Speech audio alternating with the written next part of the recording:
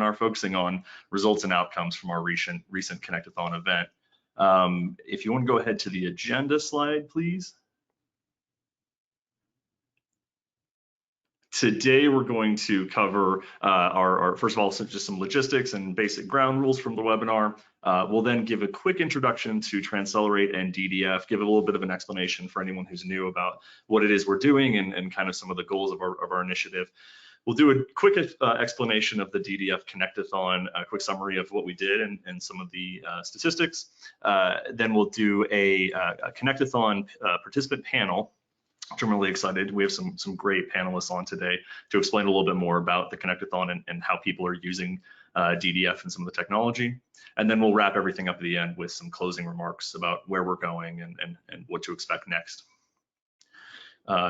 Next slide, please. Perfect. So just some quick logistics. Everyone is currently muted just for keeping traffic clean.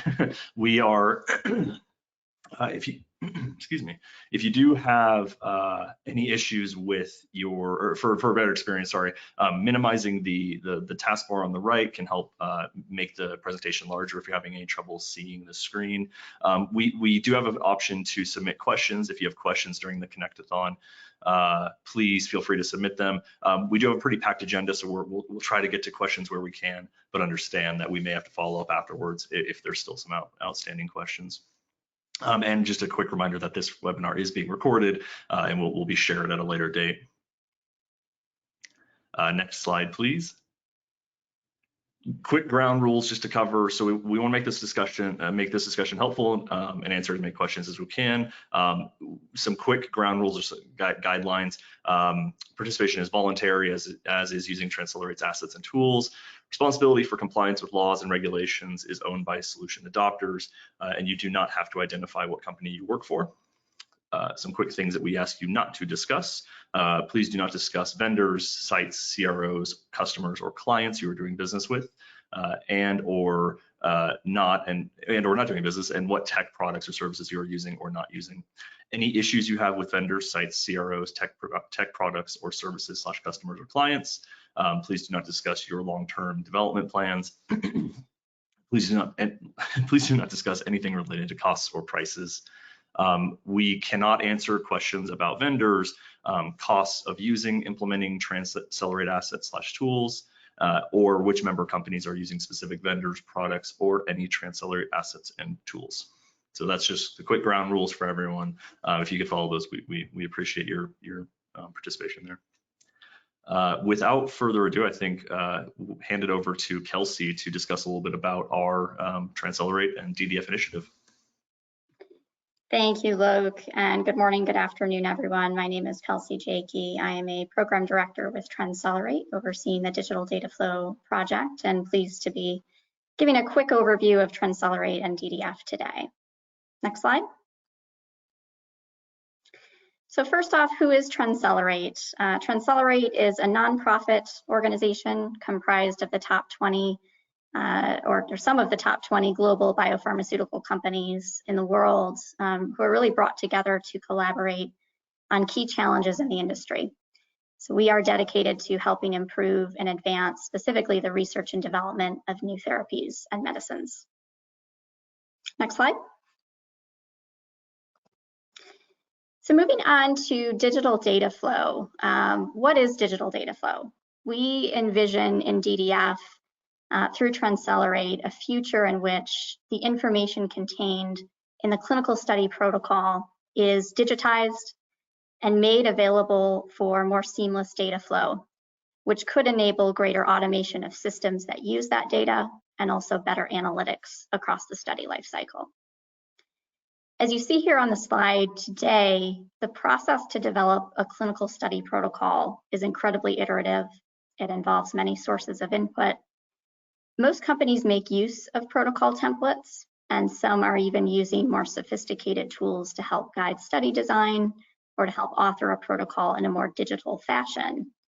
But ultimately, this information in the protocol is then used to populate a variety of downstream systems. And the back-to-back icons you see on the left side of this slide represent the manual interpretation of the document to help perform that data entry into systems or to help perform custom configurations for the systems that need to rely on this information to execute a study. So what we envision in tomorrow, in the future state through the Digital Data Flow project, is a more efficient future involving a new central component called a Study Definitions Repository, or SDR. And this is what you see in the white box labeled with Trendcelerate on the right-hand side of this slide. In this future state, the SDR becomes a central hub for the exchange of study definitions or designs across systems. The SDR would accept study design or protocol data from an upstream source, such as a study builder tool or a protocol authoring tool.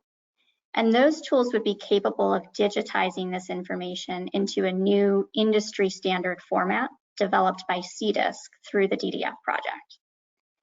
This data would flow to the SDR to be stored in a common data model, and accordingly could be reused for a variety of automation and analytics use cases.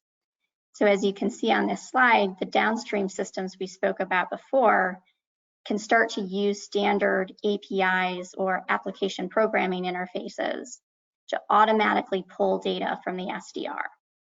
These standard APIs allow a variety of unconnected systems to communicate with each other using the same approach and without having to build very costly, very custom integrations. We also expect the protocol document could be auto-populated using the data in the SDR, so we would still have a human readable document available to us that's built on this single source of truth. And then finally, the data stored in the SDR could also be used for a variety of insights, most notably as input to future study design. So ultimately, we want to transform from a process where information is written in the protocol once and then rewritten or re-entered many times in downstream systems to a digital process where information is written once in a machine-readable format and then automatically populated many times in downstream systems. This essentially creates the foundation for industry-wide interoperability as clinical systems vendors and pharma companies can start to implement common interfaces using CDISC developed standards. And this does allow us to have a more seamless plug and play among the various systems required to execute studies. Next slide. So what is available today through the DDF project? First, the goal of DDF is not to build a single SDR that everyone taps into. Instead, we're building a reference implementation of the study definitions repository as a way to showcase what is made possible through the use of new CDISC developed standards. The source code for the reference implementation is now available in open source, so anyone can build their own SDR from it. And access to the source code and the associated documentation for the SDR is available to everyone through a public GitHub site. So what would be shared across all SDR instances using this base source code and the foundational standards developed by CDISC is that standard data model, the same specifications used for API calls to and from systems, and a common set of control terminology. So this is really where we get the value from interoperability. And we will, as a DDF project, continuously update the source code and the documentation available on GitHub as new enhancements are released. All right, and I'll pass it back to Luke for the next section. Thank you. Perfect. Thank you very much, Kelsey. If you want to go ahead to the next slide, I did realize I didn't introduce myself. So my name is Luke Thompson, project manager with the DDF initiative.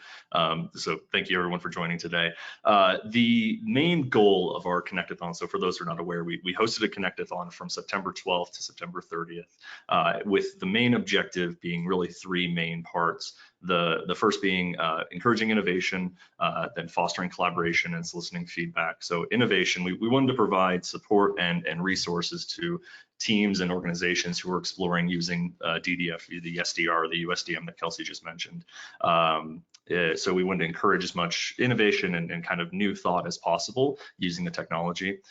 Also wanted to provide a venue for different organizations who previously may have not been aware of each other, who didn't know exactly what each other organizations were working on, to come together and collaborate and really work seamlessly. That's the whole point of DDF, is to allow different systems to connect together and talk to each other.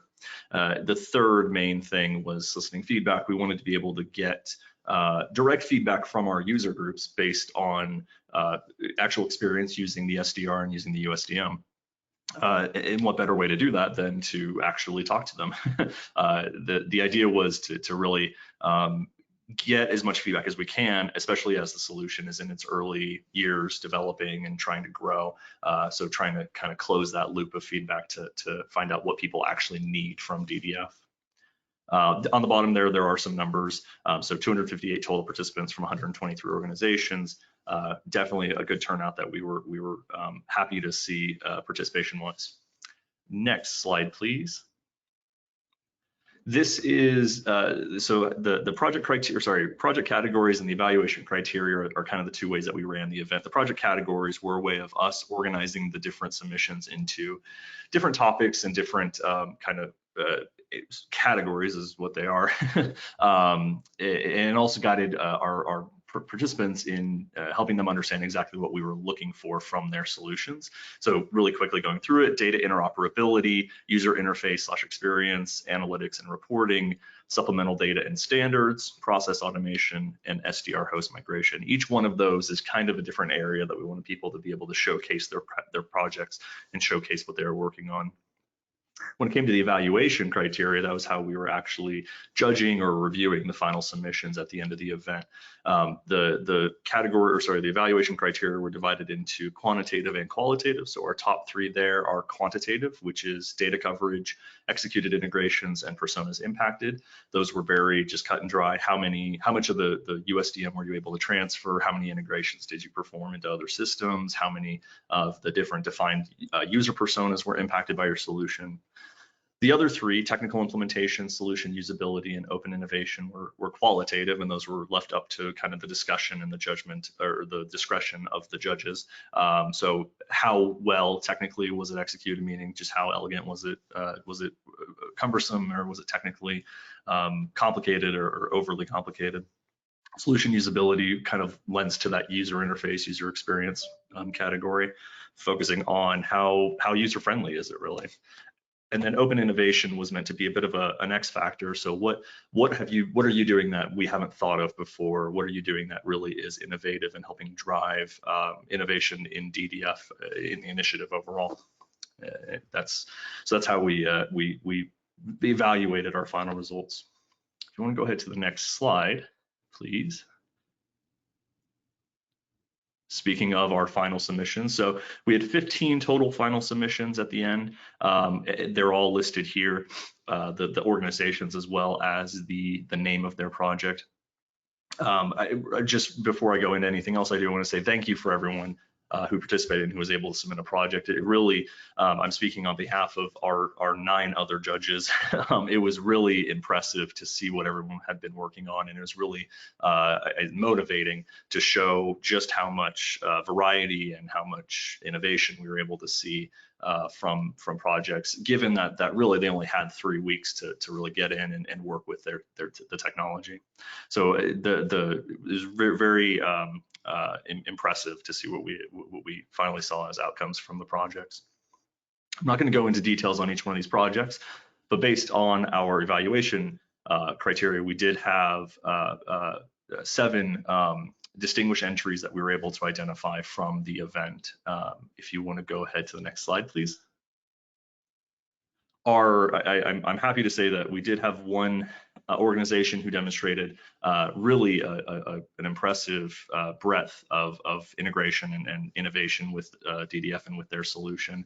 So Trials AI was identified as an overall Connectathon distinguished entry based on the expanded functionality, so just the total number of modules and integrations they were able to make into their solution using the SDR. The fact that they were able to migrate to both GCP and AWS in addition to the Azure instance that we had stood up for the event. And really just based on our evaluation criteria, we found that Trials AI had a very impressive project submission. And I will note that this slide, as well as the next two slides, do have these QR codes. We have posted the project submission videos onto YouTube. If you would like to go view them, you can follow that link through that QR code, and I would encourage everyone to go follow those links to find out more about these solutions. I don't have time right now to really do everyone justice in their projects, so I'm just going to give you a quick, brief description of all the projects, or sorry, all the distinguished entries. But like I said, if you have some time, I would highly encourage everyone to go follow those links and watch those videos. So Trials AI. A quick round of applause for everyone. Yeah. So go ahead to the next slide, please. The next three distinguished entries we had were in our collaboration category. So each of these distinguished entries was a collaboration between multiple organizations. Our first one, Open Study Builder, was a collaboration between Novo Nordisk, Neo4j, Evidentic, and RedCap Cloud. Trials AI and Meritive also provided a collaboration project, and then Oracle and NeuroCore. There is a description of everyone's project below. I'm not going to go into detail just for the sake of time, trying to get to our panelists and get some discussion going with them. Each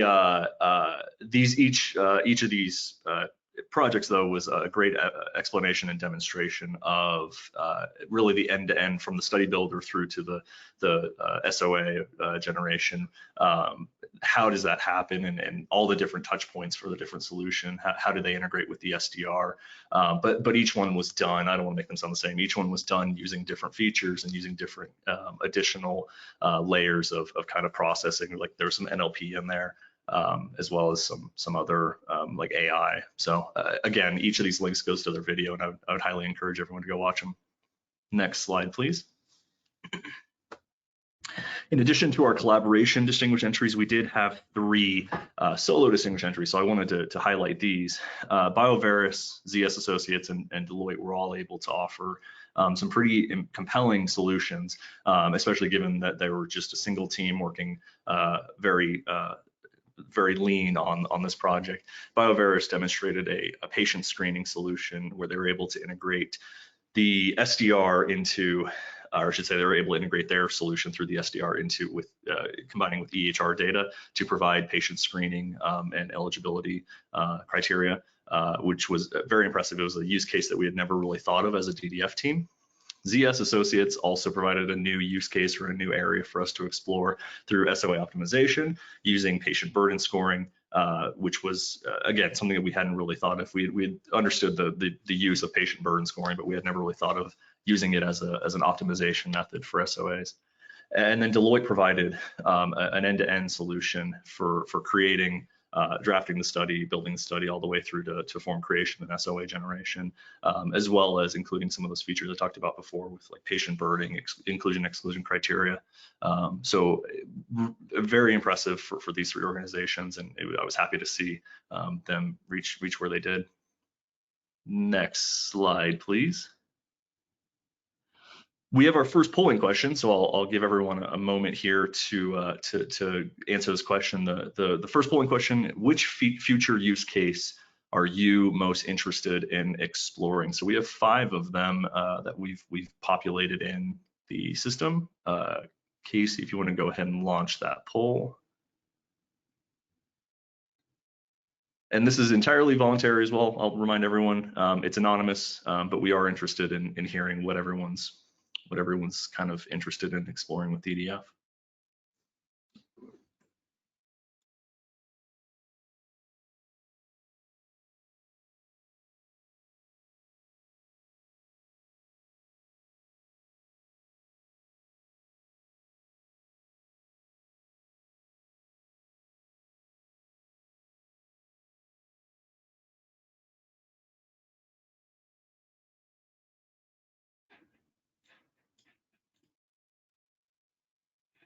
We'll give another 30 seconds here for everyone to answer.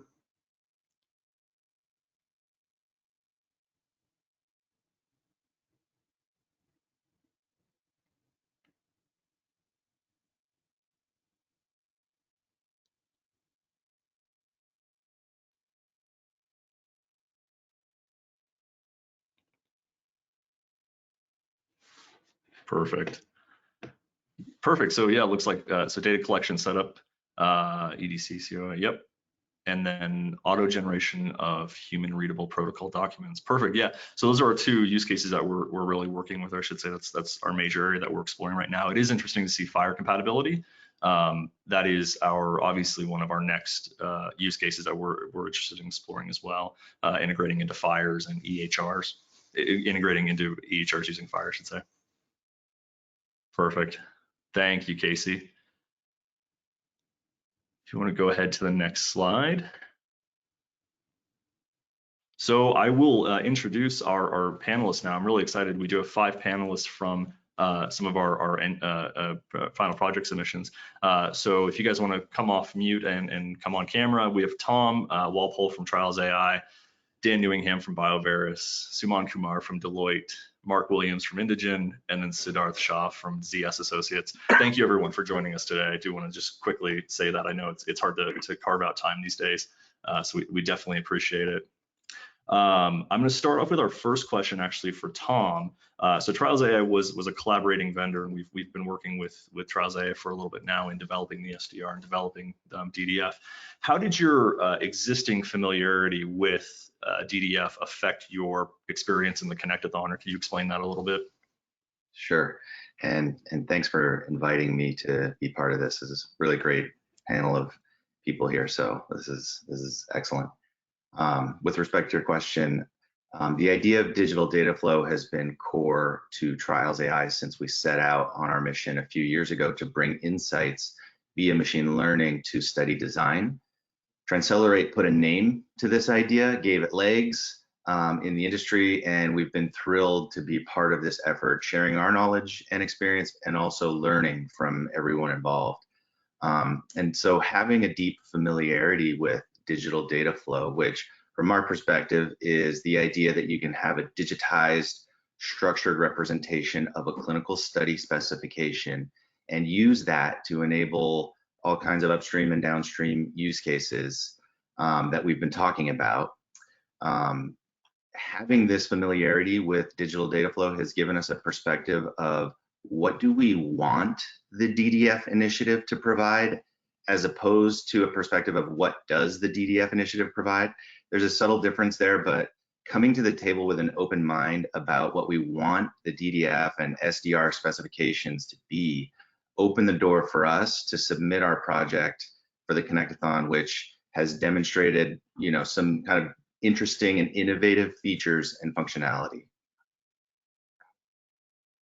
Perfect. Thank you very much. On the other hand, so I kind of want to flip things over now. So Suman from Deloitte, given Deloitte is a relative newcomer to DDF, how did you first hear about DDF, I should say, and what was your first impression of working with the SDR and working with USDM? We have been talking about digital data flow, as Tom mentioned, for quite some time. It goes 3 to 4 years back.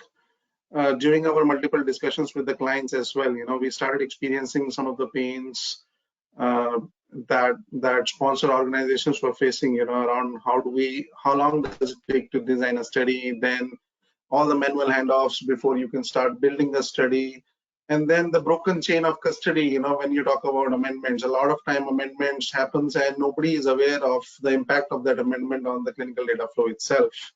And at the same time, 3 to 4 years back, Transcelerate also started this initiative called Digital Data Flow, so all the forces were coming along at the same time.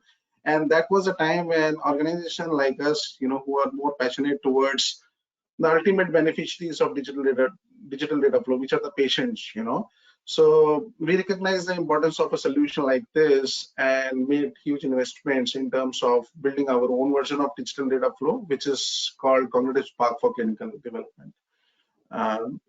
So that's where we are. I won't say that it's something net new that came up in the last 2.5, 3 years. It has been growing up for quite some time, and the momentum has started getting in the last few months or last few years actually. Yeah, so it's just it's hitting a bit of a critical point where finally the technology's there. Yeah, excellent. Looking a little bit at kind of future use cases, Dan from BioVeris, You guys obviously demonstrated your ability to integrate with Epic EHR for your solution. Can you describe what was your experience like connecting the USDM to EHR data and kind of making that, bridging that gap, so to speak?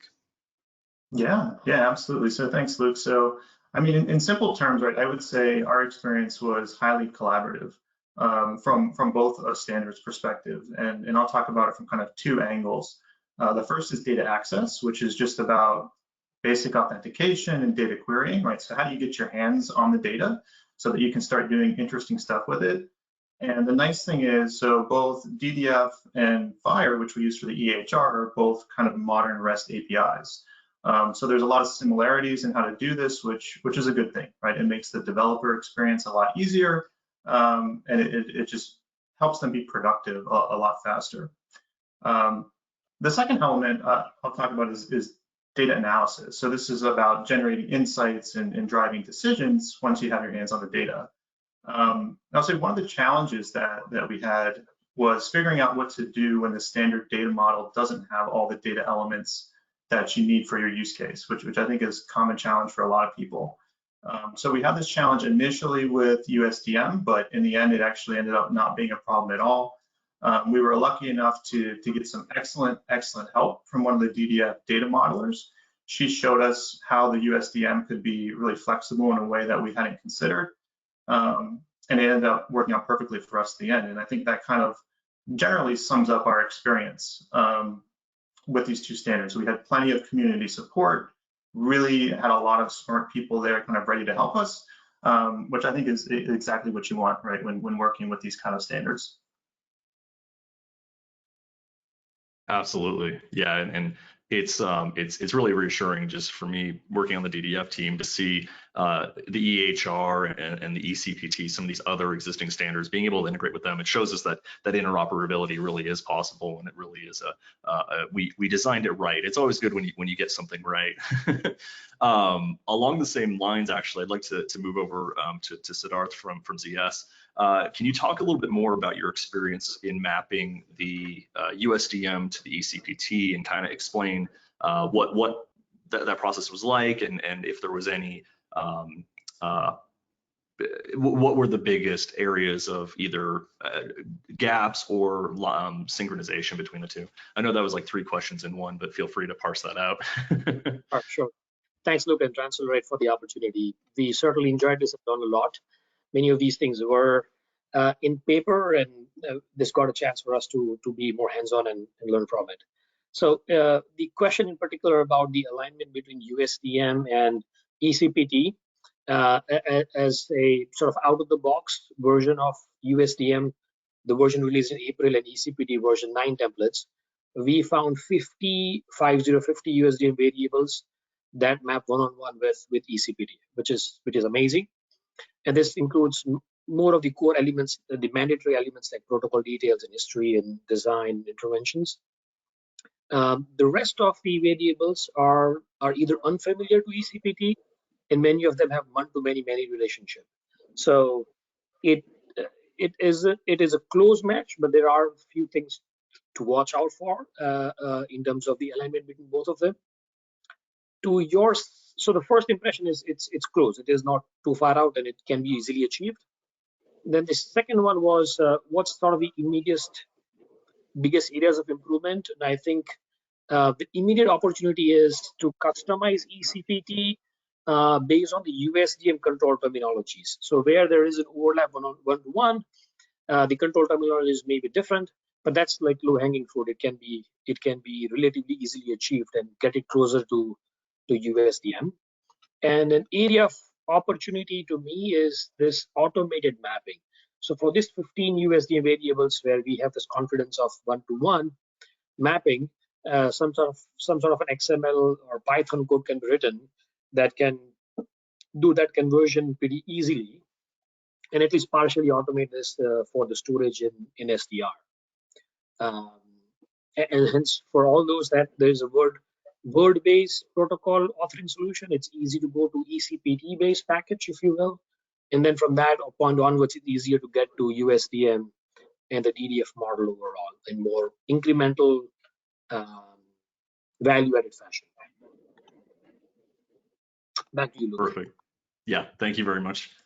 So speaking of kind of these additional use cases or the expanded use cases that we previously are previously are considering, Mark from Indigen, you guys were able to create a solution that was able to send data or transfer data up to clinicaltrials.gov.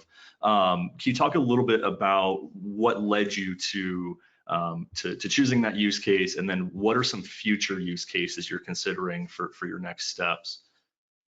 Yeah, I think a lot of our interest in this, and it goes back to Kelsey's first slide, where having one place for truth, because having worked 30 years in clinical research on the contract research side, in any large study, you have many vendors, many players who are providing data. So if you had one source of truth and you're polling that truth with the SDR, you're immediately made aware when there's a protocol change, because you can imagine the processes now when protocol amendments happen, and then you have to communicate that to all the constituents involved in the trial.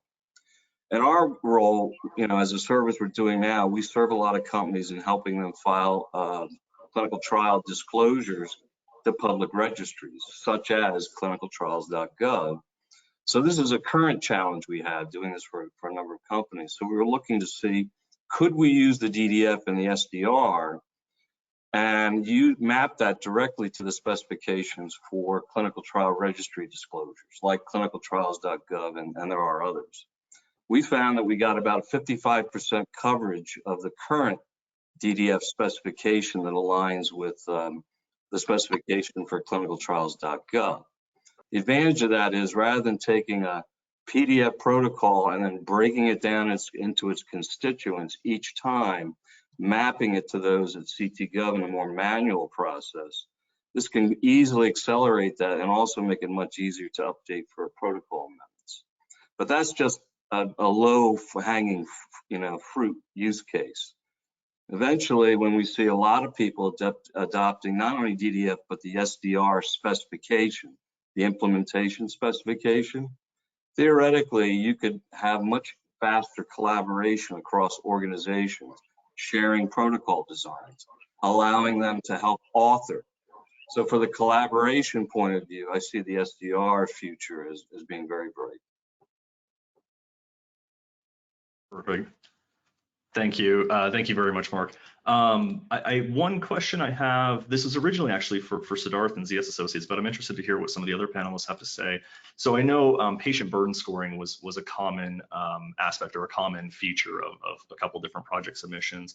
What additional metrics, I guess, are you exploring in this case for ZS Associates for optimizing the schedule activities? But for anyone on the panelists, I guess, what other metrics are you exploring for kind of analyzing and understanding the USDM and the USDM data as it stands? Sure, look, I can take a first draft it, and then panelists can chime in. Absolutely. And so the first one is an immediate clarity that the demonstration we had in Connectathon was a proof of concept. So we did not actually end up analyzing that particular protocol for optimization opportunity. So just so that disclaimer will help in terms of not overly studying what we did in the Connectathon for the purposes of Connectathon. But broadly, based on our experience doing a lot of protocol optimization, especially on trial design, with the ramification on the conduct with the ZS STUPS data, there are three areas or metrics that we are further investigating. And this is a partial list, but the top three that comes to my mind from an optimization for design and conduct are as follows, and that is a percentage increase in patients per sites per month, PSM, with a relative reduction in patient burden. So driving the correlation between reduction in patient burden and some sort of a formula multiplication factor on how the PSMs will increase in the reverse order of magnitude. So that's one. The second one is the percentage reduction in the site activation times with the reduction in site burden. So purely not on the trial conduct side, but I think there is this aspect of the ramification of lower site burden on Site activation times also, I think, is one big area of opportunity to find if there is any correlationship. And the third one is the percentage reduction in amendments, especially for the ones that are after the first patient, first dosage, where I have seen that to be the most time and cost consuming impact. So not just general reduction in patient burden, having some ramification on the reduction in amendments, but in particular also trying to double click on the ones after the first patient, first dosage will have the most value for the buck, in my opinion. Panelists, any? Yeah, anyone else want to chime in? Yeah, adding to what Sid just mentioned, there are a couple of metrics that we are also exploring. One is around the overall protocol complexity score. When you look at different designs and the phenotypes associated to different designs as well, you want to understand and come up with the minimal protocol complexity score between different designs that are available for you. So there are multiple designs available. You want to choose one of the best designs available, which enters the execution mode. That's from a protocol complexity standpoint. And also there is one more thing that we are evaluating, which is fair market value associated to different assessments, just to have a clear indication of per patient, per visit cost, which you're going to incur if you want to run a specific trial actually. And the third piece is around, of course, handling of real world data and integrating that with the eligibility criteria as well, so that you can come out with actually a patient-centric design, which reduces some of the amendments, as Sid talked about, which can reduce some of the amendments, which becomes extremely expensive in nature, as during the conduct of the study actually. Absolutely, yeah. And I think, Tom, did you have something to add to that? Yeah, for sure. Yeah, I think, what these guys have been talking about are also initiatives that we have at Trials AI, looking at patient burden, complexity, and cost. On the patient burden side of things, something that we've been investigating and thinking is interesting with respect to the SOA is understanding and potentially using a machine learning, a predictive approach to be able to understand what is the burden of a novel treatment, something that we haven't really seen out there.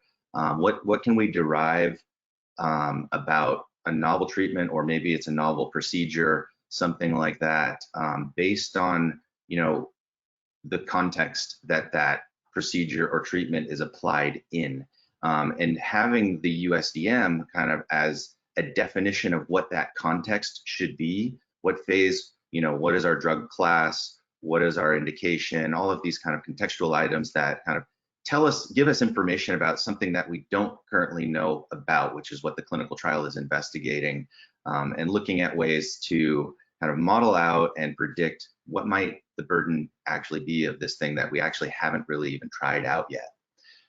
In addition to that, I think USDM provides just an opportunity for, analytics and looking at, again, from a contextual perspective, what is the frequency and prevalence of, certain endpoints given the context of the study, certain eligibility criteria?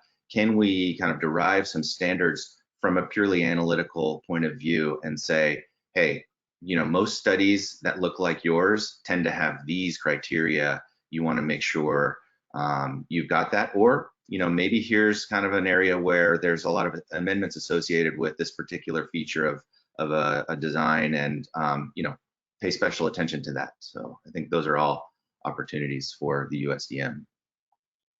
Absolutely. And thank you all for sharing your perspective on that. I really appreciate that. One question I have, this is actually for all the panelists, what advice or insights do you have for any organization who is just now exploring DDF? Kind of rewind and remember back when you were first starting to explore this idea of digital data flow. What advice do you have for organizations who are just showing up to the party now?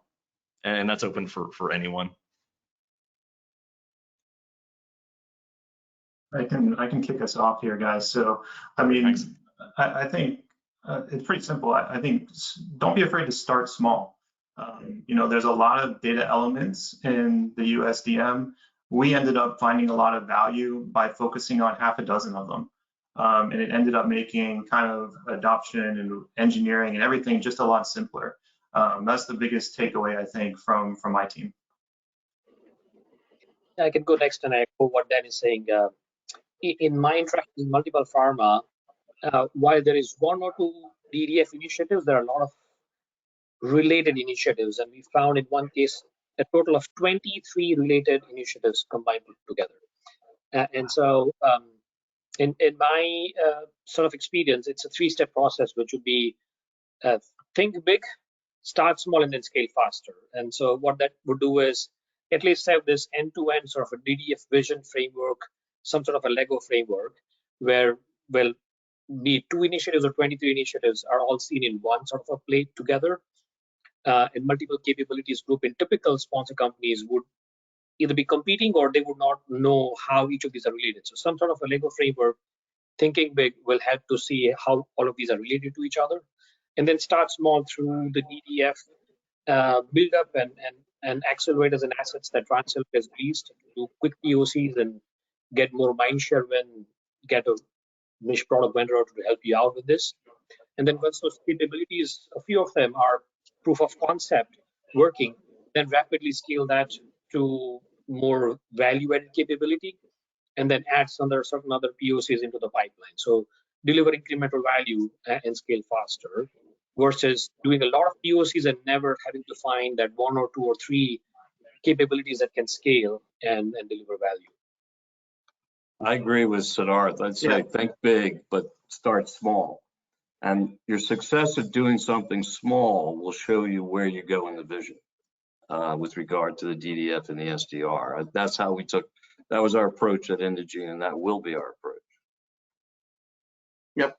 And I would suggest definitely put a lot of focus on the collaboration aspect of it. You know, a lot of time, if you look at DDF, it's an ecosystem of platforms, you know, wherein you have EDCs of the world, CTMSs of the world, you have structured content authoring and so on and so forth, you know. So don't try to do everything by yourself. You got to press on the collaboration aspect of it, wherein you have some of these partners who are working along with you towards the common goal of bringing some of these therapies faster to patients.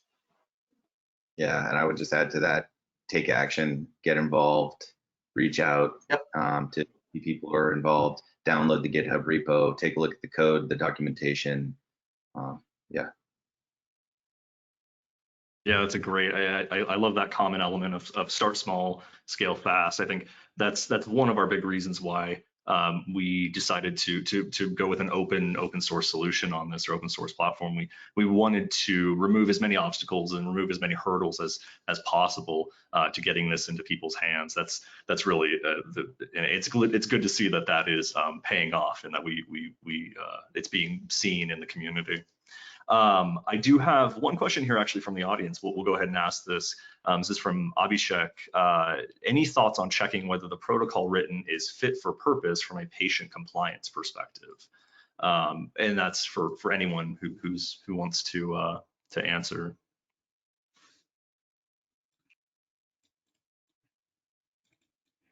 I think that's a great use case, something to explore. And I think there's certainly opportunity with kind of the way the USDM is structured, you know, in alignment with kind of evaluating, you know, overall, what is the impact of this specification, this protocol on the patient? And so patient matching, finding, you know, finding the right match between patient and trial and investigational product. I think those are all kind of in the realm that those use cases are going to be made much more available through DDF. It's kind of right patient, right place, right time, sort of. A lot of what we're discussing seems to revolve around that concept, and different ways to measure that and different ways to understand that. Any other thoughts from our panelists on that question? I'll just echo Tom's comments. I mean, I spent a lot of time talking to sites. I think this is a use case they're very interested in, right? Every site has a unique patient population, And even before they start a study, they want to understand how successful their patient population is going to be in it. That's definitely something that the sites, at least that I talk to, are very excited about the potential for. Perfect. we have a little bit of time here, so actually I'm going to ask one more question. For anyone who, any of our panelists who migrated the SDR, either stood up your own instance in Azure or migrated to AWS or GCP or any other environment, can you explain your experience there, talk about what that was like, and including any of the difficulties you may have had or any of the successes? Just feel free to explore that. I can start this one off because that was part of our project submission, was to kind of get this thing cross-platform, and I think that's a really important feature that's going to enable the most, the widest amount of collaboration and community involvement. And so we kind of thought that having as much support across the industry as we can affords the greatest opportunity to be able to use this, and that's where we're really going to have the best results. So as far as any hiccups in the process, generally speaking, I think there are ways, and I think the idea that kind of Transcelerate and the whole DDF initiative kind of presents is this idea that we're going to put together this SDR reference implementation and provide a specification, and that gives vendors like us, organizations, the ability to kind of come to the table with our own tool sets, and as long as we're conforming to that specification, we can kind of approach the problem in whatever kind of technical way we want to, and that's kind of what we were able to do with our submission, is really just look at the specification and say, okay, what's another way to approach this, and what technologies might we want to incorporate? And we were able to kind of take a landscape of open source technology and leverage those, and one of those being like Terraform as kind of infrastructure as code, and leverage Terraform to be able to go platform agnostic and be able to deploy in multiple cloud environments. Yeah, even for us, we also participated in this track actually, and the overall experience, I must say, was fairly smooth. We had to make slight tweaks to the Terraform scripts to use our organization's IAM management services actually, and small changes to the firewall and network policies to enable connectivity between the SDR and the app. But other than that, so those were the small tweaks which you have to do anyways for if you're working in a bigger organization like us. But other than that, it was more or less a smooth affair installing SDR into our own instance of cloud. So that was our experience as well. We're interested in a use case of seeing if we could poll multiple SDRs. So in other words, thinking there might be 2 or more organizations that we may want to query or analyze or amalgamate data from. So we did fumble around for the first few days. Remember, this was a 21-day exercise. I think it's quite remarkable what everyone was able to achieve. I want to thank Transcelerate for creating the cauldron, if you will, where some of these innovations were fired in. But once we understood that, our role was to see what would it look like if we were trying to interact with multiple SDRs from multiple organizations. And it works, and it is implementable, and it's not really super complicated. Yep. Yeah, that was actually just a quick anecdote I will mention. When we were doing the evaluation process, when the Indigene project, when we were evaluating your guys' submission, at first I saw that and I was really confused, because every time we being DDF had been talking about the SDR, we really only thought of integrating to one SDR, even though obviously if it's an open platform and if they're, as Kelsey said earlier, if there is no such thing as one SDR, theoretically solutions should be able to connect to any and all SDRs. In the future, you might have government organizations or agencies that have an SDR, academic institutions, pharma companies. And theoretically, in that ecosystem, you may want to have the ability to poll multiples. So that was one of our interest use cases. Absolutely. I am going to stop us there, and if we're all in person, I would ask everyone to quick round of applause for our panelists. You can do it. You're on mute, but you can do it if you're watching the webinar. Thank you, everyone, for joining today. It really has been fantastic hearing from you, and we look forward to working with you more in the future in DDF. So just thank you again. Thanks for having us. Thanks a lot. Thank you. It was a great experience. Perfect. Casey, if you want to go ahead to the next slide, please. I'm going to hand it off now to Bill Illis, our workstream lead for DDF, and let him talk about some closing remarks from today's webinar. Bill? Great, thanks, Luke. So really great to hear the discussion. Thanks to the panelists today. I really was pleased to hear some of the themes coming through the dialogue, which are very much in line with the momentum we're trying to build through the Digital Data Flow initiative at Transcelerate. We are thinking big, but we are trying to start small with specific use cases and the work we've done over the past year. But also, as was mentioned, in getting engaged and building the engagement and enabling collaborative work across the ecosystem so that all of us can build on a common foundation. I haven't heard us described as a cauldron, but I'll take that in the spirit of Halloween. We think of ourselves as building a foundation for the innovation in this space. So fantastic discussion, and it was great to hear about the specific experiences of the teams in the Connectathon and what you were able to do and how you were able to work with the standards and the technology that we've delivered to date. So to wrap up today, I'd like to spend a few minutes recapping on the DDF development and progress over the past year, reflecting on some of the ideas and innovations, some of which you just heard about coming from the Connectathon, and then just reviewing briefly our high-level plans for the next phase of work.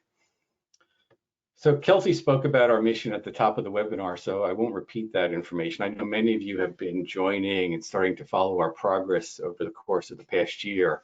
And we've had several webinars, many conference presentations, a value showcase event with some of the product vendors for our Transcelerate member companies.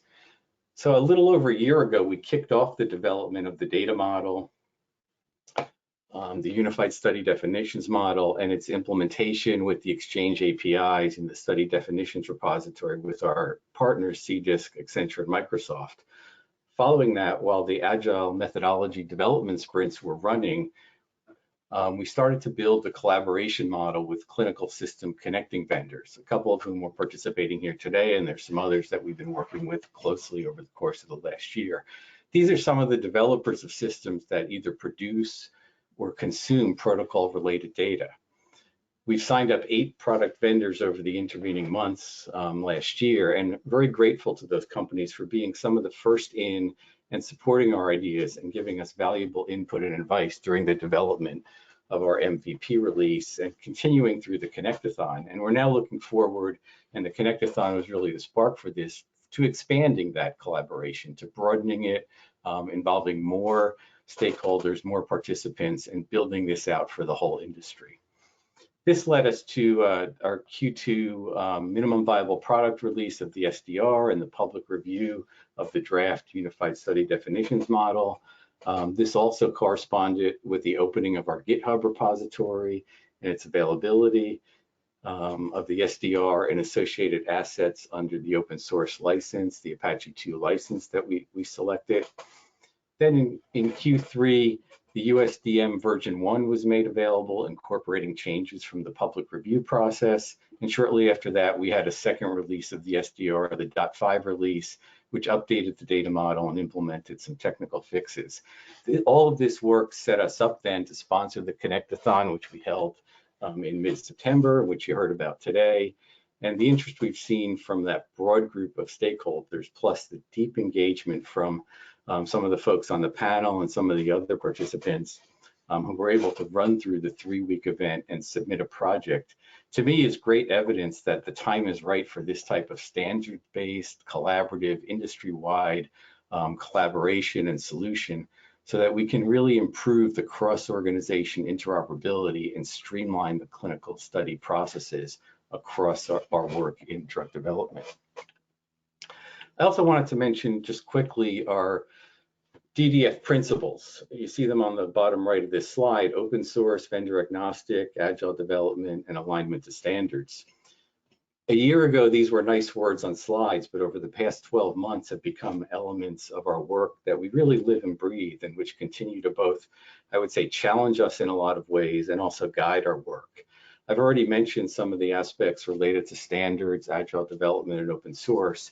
And just to complete that, by vendor agnostic here, we mean that our goal is to develop solutions that can be used by all stakeholders. And I think the participation in the Connectathon and some of the examples validate that. We're aiming to develop a solution and product that doesn't favor any one set of vendors over another, or any one product that's out there, but is open, standards-based, and usable by all digital protocol producers and protocol consumers. That's our goal. You can find out more about these principles in the GitHub repository and material on the Transcelerate website. So moving on to the next slide. What you see on your screen shows some of the ideas that were explored by various Connectathon projects, both the ones that we highlighted today and many other high quality submissions that we're not able to focus on in the time available in the webinar. And you can take a moment to just read through some of the items, and hopefully this gives you some idea of the many innovations that are possible in this space. And that if we work together from a common foundation that is DDF, we can realize these innovations. We've always talked about DDF as a catalyst for innovative solutions. And while I have to say that idea always made sense to me, observing the diversity of ideas and engaging in many of the conversations with the Connectathon teams, which I did during the event, really drove home the point for me that this is real, this can work, and in fact is starting to work. Some of the themes I would just quickly call out from this slide, and some of the points were talked about, but we saw also some digital protocol authoring study builder apps with bidirectional connectivity, and that starts moving towards a use case where multiple organizations may be collaborating on protocols or work between sponsor organizations and CROs. Many of the projects involved SDR integrations demonstrating the flow of standardized protocol data and summarizing the potential. I often summarize the potential value of DDF with the phrase write once, read many. And the integrations demonstrated in the Connectathon or attempted in the Connectathon really start to show this. So write the digital protocol once, then have that protocol data read by an EDC system, which has been our primary target use case to automate eCRF configurations, but also could be read by EHR systems via HL7 and FHIR resources, or read by the Transcelerate Protocol Common Template to publish in a document format, or read by trial registries to meet submission requirements, or read by IRT systems to automate randomization and drug supply processes. Some of these things were all evaluated and attempted and demonstrated in various ways in the Connectathon. In addition, there's some themes around technical stack and deployment options, deploying the SDR to other clouds, something we talked about during the development but never really did. And finally, there was a group of projects around enabling protocol analytics, some of which were just discussed. So moving to the next slide, what's next for DDF? Clearly a lot of progress over the past 12 months. We have a new protocol data standard, the USDM. We have a reference implementation of the data standard and the corresponding API specs. But we know there's a lot more work to do. Release 2 that we're planning of both the USDM and the SDR for the first half of next year. We're kicking that work off. We'll be continuing to focus on the EDC automation use case and strengthening that, making that more robust, while at the same time looking to advance some of the other use cases and plan for their realization. An important part of our plan is focused also on the further development of the DDF community or ecosystem. Activity will be largely centered on our GitHub repository, but we'll also have some new collaboration structures and events, so please stay tuned for details. The thought I would leave you with is that through the power of working together, we're on the edge of, I think, a long needed transformation to a modern digital way of working for clinical study startup and execution. It's not going to happen immediately or be anything like flipping a switch, as I'm sure everybody realizes, but rather by working together to build a solid foundation that we can create so that we can create the basis for process innovation for years to come. So thankful for all of those who participated, those that have engaged deeply so far, from Transcelerate member companies, our data standards and technical partners, connecting system vendors, and also recent newcomers who have found ways to participate and contribute in the Connectathon. For the rest of you, I hope attending this webinar is the first step to engaging further and getting involved in our next phase of work. And now we're just about at the top of the hour, but we want to close the event today with one last survey question on how you would like to stay engaged with us in the digital data flow journey. So thanks for joining today. Perfect. Thank you, Bill. Yes, if you guys could go ahead and answer this question, this will help us guide in the next year on the best way to engage with the community and the best way to both get information out and collect information from most of the organizations participating in DDF.